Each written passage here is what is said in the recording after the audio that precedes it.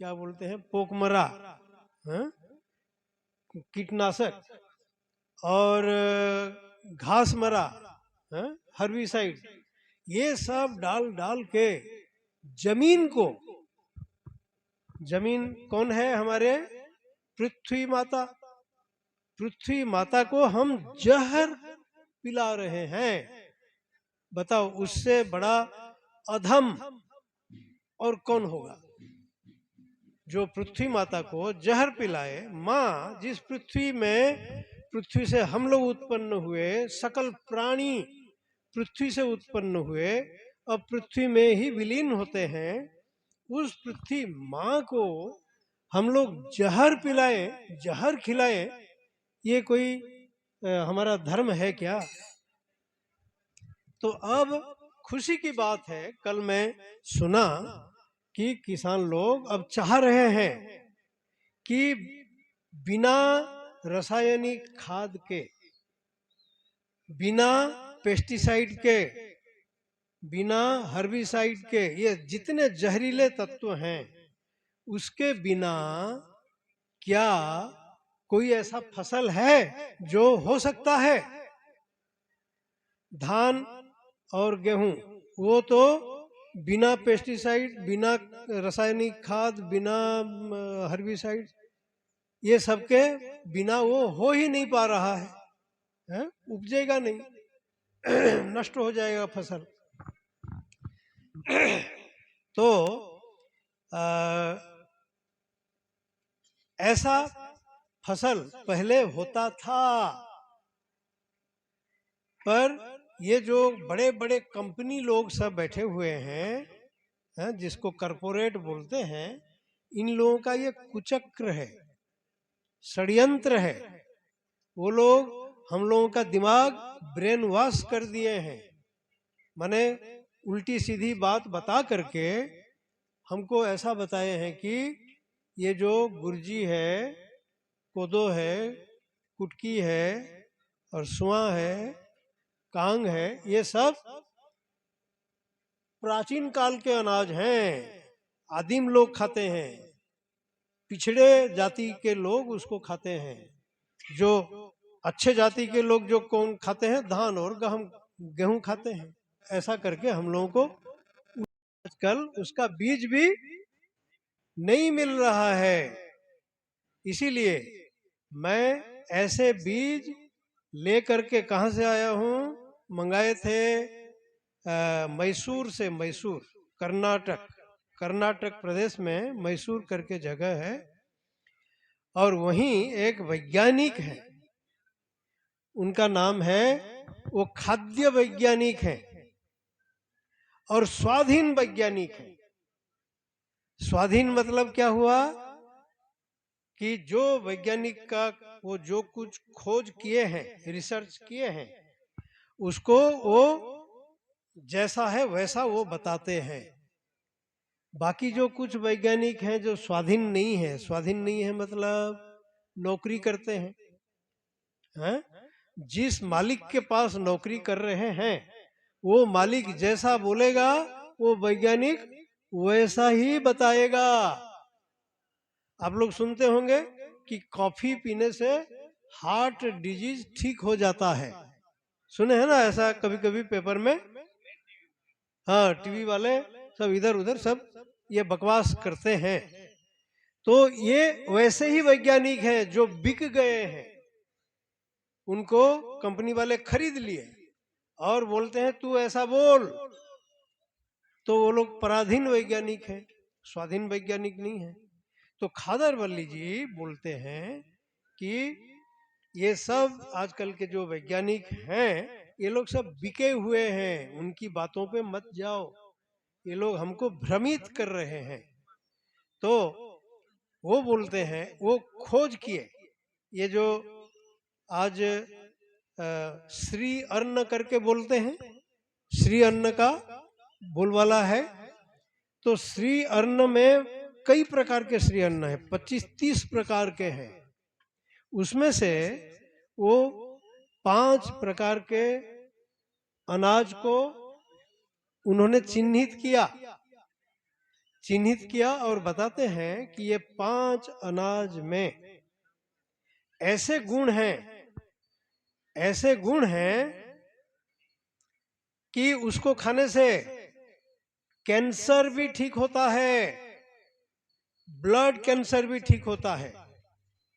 और बाकी जो कैंसर, जब ब्लड कैंसर सबसे खतरनाक है, उनको हर हफ्ते खून चढ़ाना पड़ता है, फिर आगे चल के और बुरा होता है तो हफ्ते में 2 दिन खून चढ़ाना पड़ता है।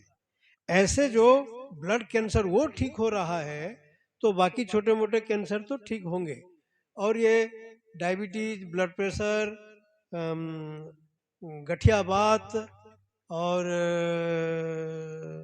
हार्ट डिजीज, दमा, ये जितनी भी बीमारियां हैं, ये सब बीमारियां ठीक हो जाएंगी। कैसे? ये जो अनाज वो बताए हैं, उस अनाज को खाने से। कैसे खाओगे? जब खेती करेंगे तब ना, जब उसको पैदा करेंगे तब।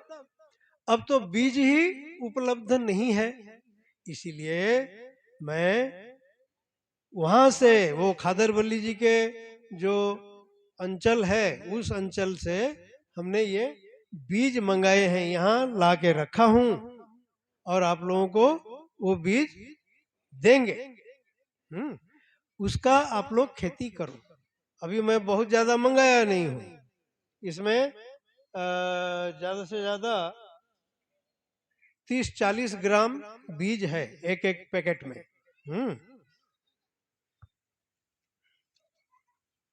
ये पैकेट है, इस पैकेट में 30-40 ग्राम के आसपास बीज है। ये करीब करीब 10 डिसमिल में ये खेती हो जाएगा। 10 डिसमिल में इसको लगा के आप लोग उसका उत्पादन कर सकते हैं। तो पहला साल है? तो ये इतना बीज को अगर उगाएंगे ना, 5 किलो आराम से, 5 किलो अनाज आपके पास आ जाएगा। तो 5 किलो बीज हो गया। उसके बाद बड़े इलाके में उसको लगाइए, फिर हो जाएगा बीज, और बड़े एकड़ों में लगाइए। ऐसा करके इसका खेती कर सकते हैं। तो ये बीज जो विलुप्त हो गया है, वो बीज, एक कोदो का बीज नहीं मिला मेरे को ऐसा बताए थे कि यहाँ कोदो की खेती होती है? इसीलिए मैं कोदो का बीज नहीं लाया। अगर आप लोगों के पास नहीं है, बताओगे तो हम कोदो का बीज गुरुजी के पास भिजवाएंगे, फिर गुरुजी से आप लोग ले जाना। तो अभी जो मिला है, वो 4 प्रकार के बीज हम लाए हैं और आप लोगों को देंगे। ये गुरुजी के प्रसाद स्वरूप आप लोग लेना और उसको खेती करना। ये तो होगा बारिश के समय, माने जून के महीने में उसको बोएंगे। और अभी ये जो सीजन है, आज ये मार्च, आज आज क्या है, 2 मार्च, 1 मार्च, आज 1 मार्च है। अगर जिसके पास थोड़ा बहुत पानी की व्यवस्था है, जिनके पास पानी की व्यवस्था है, सिंचाई और घेरा बाड़ा की व्यवस्था है, आजकल तो जानवर खा जाएंगे। बारिश के दिनों में जानवर छोड़ते नहीं हैं, ग्वाला लेके जाता है। तो आजकल जिनके पास बाड़ा है, फेंसिंग है और पानी है, वो लोग ये अभी ले करके आप उसको थरा डाल दीजिए। थरा मतलब पल्ला, थरा डाल दीजिए, और उसका पौधा जब 15 दिन में वो 4 इंच का बड़ा पौधा हो जाएगा, फिर उस पौधे को आप रोपा लगा दीजिए, क्यारी क्यारी बना करके रोपा लगा दीजिए। और गर्मी का दिन है, थोड़ा बहुत पानी अगर डालेंगे, ये मार्च अप्रैल मई महीने के आखिरी तक ये आपको उत्पादन दे देगा, फसल दे देगा। ये जो लाए हैं ना कोदो, वो ज्यादा दिन लगता है, 4 महीना 5 महीना ऐसा समय लग जाता है। ये जो अनाज लाए हैं ये 60 दिन, ये वाला एक है,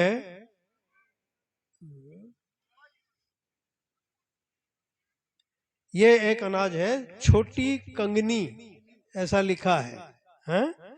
छोटी कंगनी, ये 2 महीने में हो जाता है, समझ गए?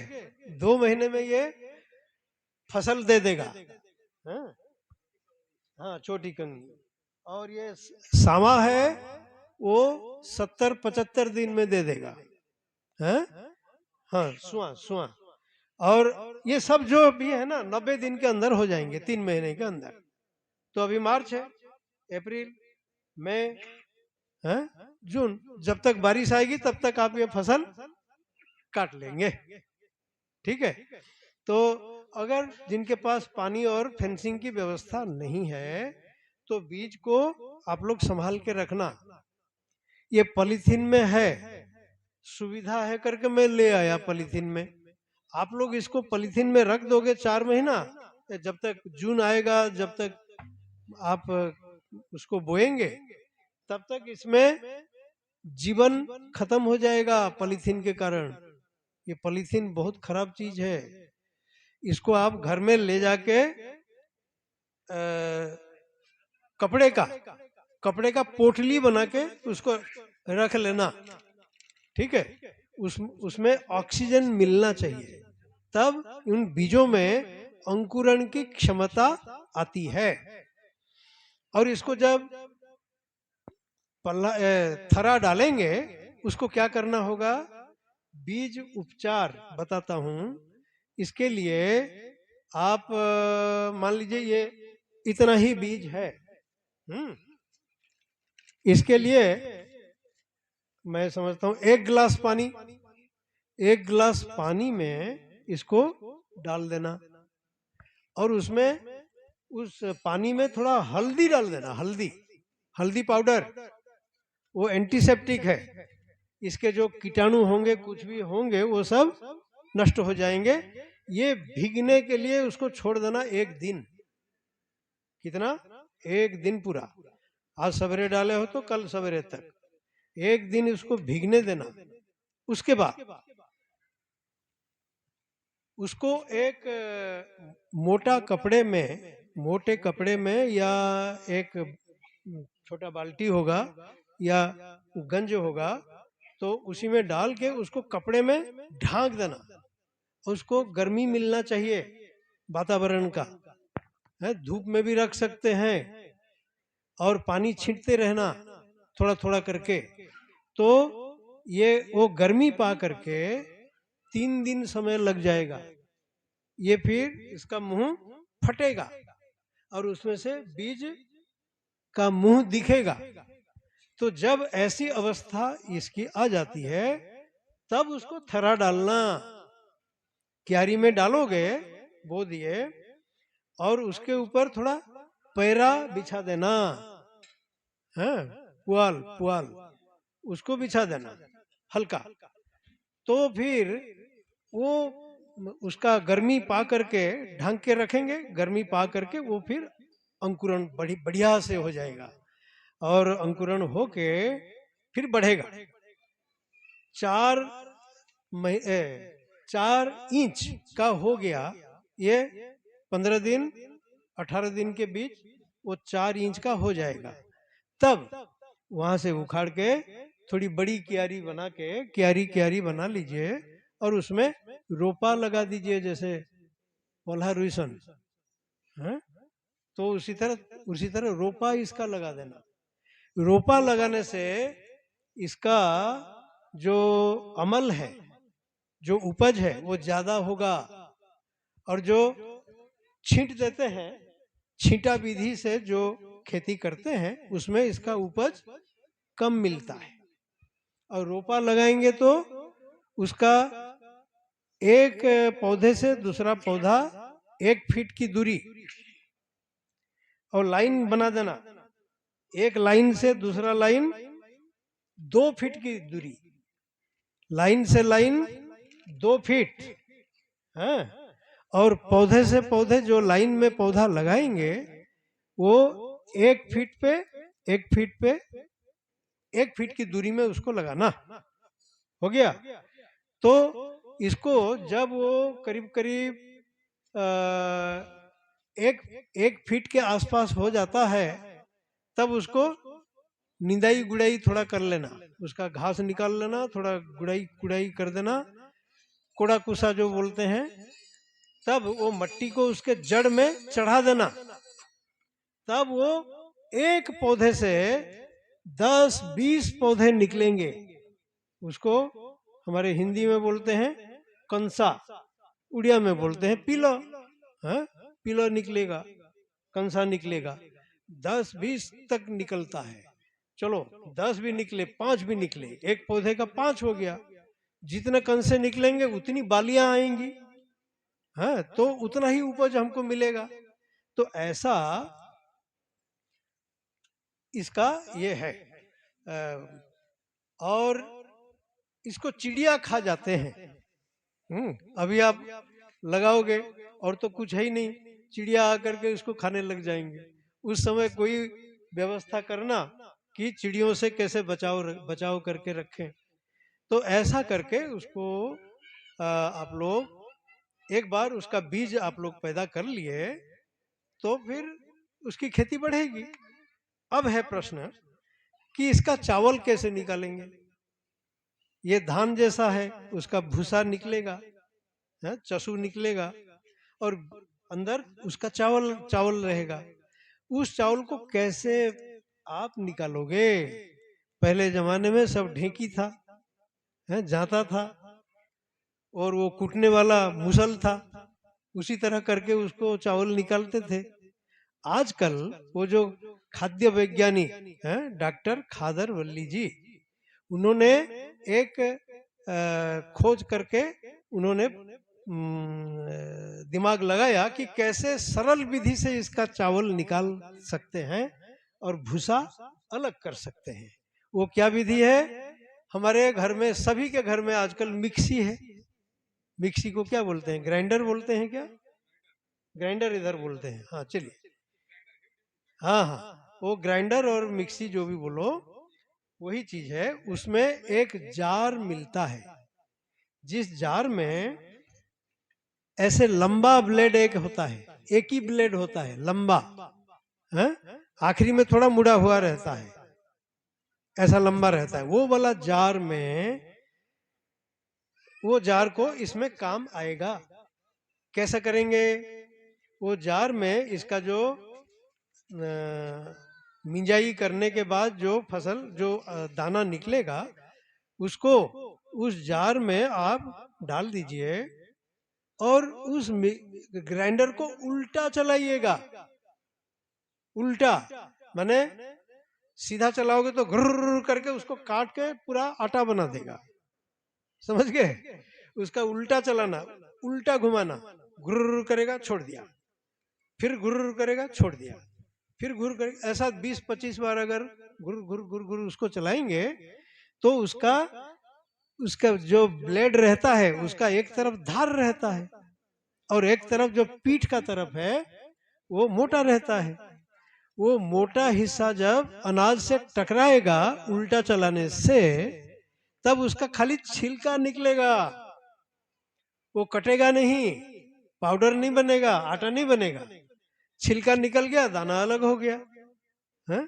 और उसका फिर निकाल लो सुपा में, कुला कुला कुला रे पछड़ी देवो, है, सुपा में पछोड़ के उसका अच्छा जो निकल गया है उसको अलग कर दिए, और जिसमें छिलका अभी बचा है फिर उसी मिक्सी में डाल दीजिए ग्राइंडर में, फिर वैसे ही उल्टा चलाइए। ऐसा 2-3 बार में वो आराम से हो जाएगा।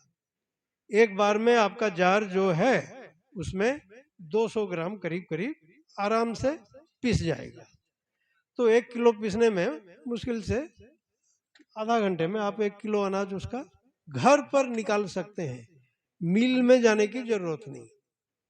और वहाँ मैसूर में जहाँ खादर वल्ली जी हैं साइंटिस्ट, उनके वहाँ एक दिन में एक महिला चाहे पुरुष उस मिक्सी से आराम से 20 किलो अनाज माने चावल उसका निकाल सकते हैं।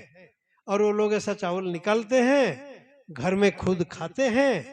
जो ज्यादा खेती किए हैं वो चावल को बेचते हैं।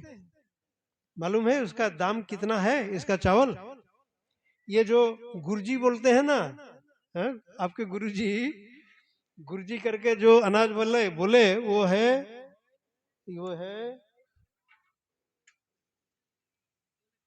हाँ, ये है। इसी में लिखा है छोटी कंगनी। ये हिंदी में छोटी कंगनी बोलते हैं और उड़ीसा में गुरुजी बोलते हैं। ठीक है। तो ये जो गुरुजी और गुरुजी आप लोगों को समझाए कि ये गुरुजी मतलब इतना महान है। जानते हैं ये क्या चीज ठीक करता है? पेट की सभी बीमारियों को ठीक कर देता है? पेट की बीमारी में क्या क्या है बताओ? खाना हजम नहीं हुआ, गैस हुआ, एसिडिटी हुआ और दस्त हुआ, डिसेंट्री, और होता है क्या, डायबिटीज, अल्सर, पाइल्स, जो ब्लड टट्टी करते हैं तो ब्लड निकलता है। ये जितनी सब पेट की समस्या है, कोई भी नाम ले लीजिए, डायबिटीज भी पेट की समस्या है, ये सब पेट की समस्याओं को ये अनाज खाने से ठीक हो जाता है। अब प्रश्न है, अब गुरुजी के हाथ से ये सब आपको प्रसाद के रूप में मिलेगा। अब सुन लीजिए, एक ही पॉइंट है कि इसको कैसे बनाएं, कैसे खाएं। ठीक है, खेती जान गए, कैसे चावल निकालना जान गए, अब इसको कैसे बना के खाएं, हैं? तो ऐसा करना, जैसे हंडी है, मट्टी की हंडी इसके लिए चाहिए, समझ गए? मट्टी की हंडी गैस में भी चढ़ा सकते हैं, खाली आजकल क्या इंडक्शन आया है उसमें नहीं चढ़ेगा। उसमें भले इंडक्शन में आप दूसरे बर्तन में पका लीजिए, फिर मट्टी हंडी में उसको डालना पड़ेगा, उसको बासी बनाना है।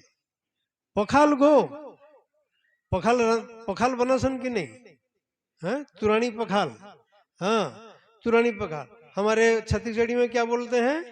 बासी पेज, पेज रांधते हैं और उसको बासी करके खाते हैं। तो यही है उसका, ये इसका रोगों को ठीक करने का तरीका। क्या करोगे? एक हंडी में इसको अगर अच्छा लाभ लेना है तब क्या करना होगा?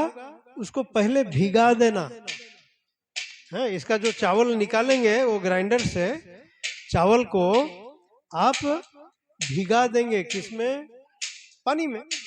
पहले चावल को थोड़ा धो लेना है। धोने के लिए उसको मल मल के नहीं धोना, खाली उंगली से ऐसे ऐसे ऐसे हिला देना। हिला दिए, जो भी उसका मैल होगा तो वो एक ही पानी में निकल जाएगा। फिर दोबारा पानी डाल के मत धोना, उसमें जो मैला पानी दिखेगा वो मैला नहीं है, वो उसका गुणकारी तत्व है।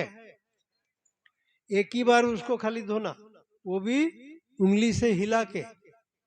रगड़ देंगे तो उसको मल देंगे तो उसके ऊपर, वो दानों के ऊपर उसमें एक आवरण रहता है, उसका इंग्लिश में नाम आता है लिग्नन। वो लिग्नन उसका धुल जाएगा, वही लिग्नन हमारा ये रोगों को ठीक करता है। कोई भी रोग हो वो ठीक कर देता है।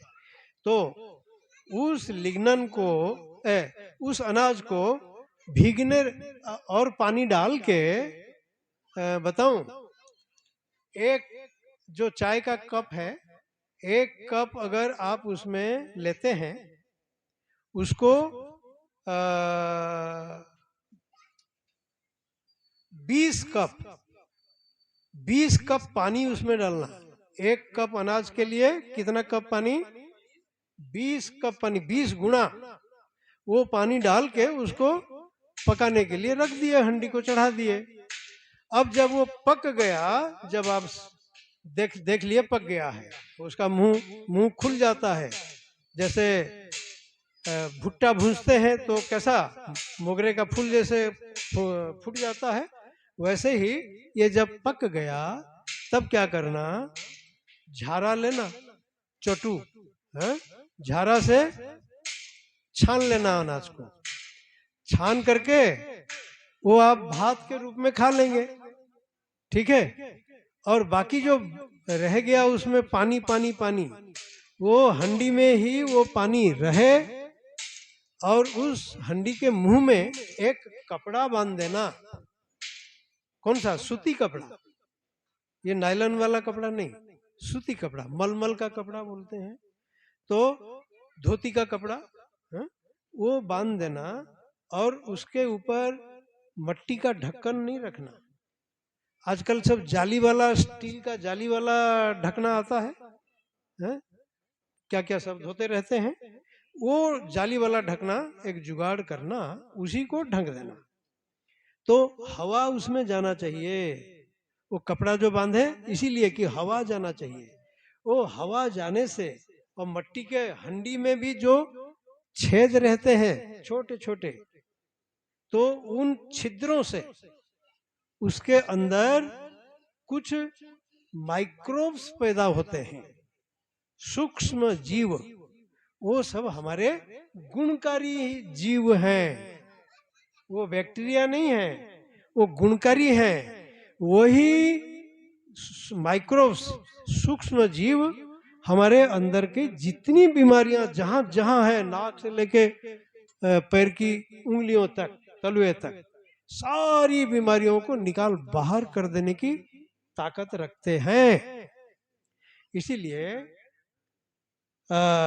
वो जो रख दिए, बासी हो गया, 8 घंटा रात को रांधे, और सवेरे सवेरे वो जो बासी पेज है, पसिया, उसी को पी जाना, उसमें नमक नहीं डालना, अचार बचार कुछ नहीं डालना, हाँ, ऐसा ही पूरा गटगट गटगट पी जाना, बहुत अच्छा लगता है, इतना स्वादिष्ट है, कुछ कोई दूसरा चीज मिलाने का जरूरत ही नहीं है, ऐसे ही पी जाना। और जो उसमें फिर भी भात बच गया है नीचे, ऊपर ऊपर का पसिया निकाल लिया, नीचे जो बच गया है वो आप नाश्ता के रूप में खा लो, चलेगा है। वो पसिया जो पिएंगे, पीने के 5 मिनट रुक के, 5 मिनट थोड़ा टाइम देना, उसके बाद वो भात को खा लेना। खाने भात, उसका भात का अगर नाश्ता के रूप में खाना चाहते हो तो उसी हिसाब से बनाना, ज्यादा डालना, 1 कप के जगह 2 कप डालो, जितने लोग हैं उतने कप डालो, उतना बड़ा हंडी में बनाना। तो वो जो भात बच जाएगा उसके साथ आप नमक डालो, अचार डालो, चटनी डालो, सब्जी डालो, दाल लो, जिसके साथ खाना है खाओ। परंतु जो पसिया वाला, जो बासी पसिया तुरानी, उसको ऐसे ही पी जाना। इतना कर लो, देखना 6 महीने के अंदर धीरे धीरे धीरे धीरे करके जितनी भी बीमारियां हैं वो सब आपके शरीर से भाग जाएंगे और आप स्वस्थ निरोग हो जाओगे। ठीक है, तो अभी गुरुजी हैं, हाँ अब जब इसका अनाज आप उत्पादन करेंगे, जब ये आपके पास काफी मात्रा में उत्पादन हो जाएगा, फिर छोड़ो, गेहूं और चावल वो बेकार, वो रोग कारक हैं। आज हर गांव में, हर शहर में, जहां देखो, विदेश में भी जगह जगह डॉक्टर की क्लिनिक खुल रहा है। जितना राशन दुकान नहीं है उतना दवाई दुकान खुल रहे हैं। राशन दुकान ढूंढना पड़ता है कहाँ है, दवाई दुकान जहां नजर डालो वहीं दिखाई पड़ता है। तो बीमारी बढ़ रही है, डॉक्टर बढ़ रहे हैं, गली गली में डॉक्टर लोग क्लिनिक खोल के बैठे हुए हैं और आप लोगों को लूट रहे हैं। आज तक कोई डॉक्टर डायबिटीज ठीक किया है? बोलो। क्या बोलता है? जीवन भर खाना पड़ेगा दवाई है। कभी डॉक्टर, कोई डॉक्टर मेडिकल साइंस या कोई भी साइंस किसी का बीमारी ठीक नहीं कर पाया है। ना ब्लड प्रेशर, ना डायबिटीज, ना हार्ट, ना कैंसर, कुछ नहीं। खाली पैसा लूट रहे हैं, लाखों लूट रहे हैं। हाँ, वो सब धंधा बना हुआ है, षड्यंत्र है। इसीलिए आपको धान गेहूं का खेती कराने के लिए बोलते हैं। आप उसका खेती करके बीमार रहेंगे तब तो मर गया करेंगे, तो फिर डॉक्टर बोलेगा अच्छा बेटा ठीक है, लाओ इतना 1000 है, और दवाई देता है। उनका धंधा चल रहा है। तो हम अगर यही जो अनाज ये करेंगे, इसमें न तो खाद की जरूरत, इसको पैदा करने के लिए कोई खाद मत डालना। खाद डालोगे तो बल्कि उल्टा हो जाएगा। गोबर खाद भी अगर ज्यादा डाल दिया ना, वो इतना बढ़ जाएगा है, इतना इतना हो जाएगा और गिर जाएगा, और फसल गिर गया तो नष्ट हो जाएगा, उतना उसमें दाने सब नहीं आएंगे। इसीलिए इसीलिए हम बोल रहे हैं कि बिना दवाई के, बिना खाद डाले, बिना पेस्टिसाइड डाले, बिना जहर डाले हम अगर कुछ उत्पादन कर सकते हैं, खा सकते हैं और खा सकते हैं। मैं बोल रहा था ये जो गुर्जी वाला, उसका चावल कितना रुपया किलो बिकता है हमारे रायपुर में, बताऊं? ये जो गर्मी के दिन में, अभी मई जून में 350 रुपया किलो बिकेगा। इतना ये कीमती है चावल। किलो कितना? ज्यादा से ज्यादा 50, 60, 70 रुपया। और ये कहा 350। अभी बेचने की बात मत सोचना, पहले खुद उत्पादन करें, खुद खाएं। हम खुद पहले स्वस्थ रहें, बचेगा तब बेचेंगे। ठीक है? तो ये ऐसे ही कीमती अनाज है, इसके बारे में सब चीज बता दिया।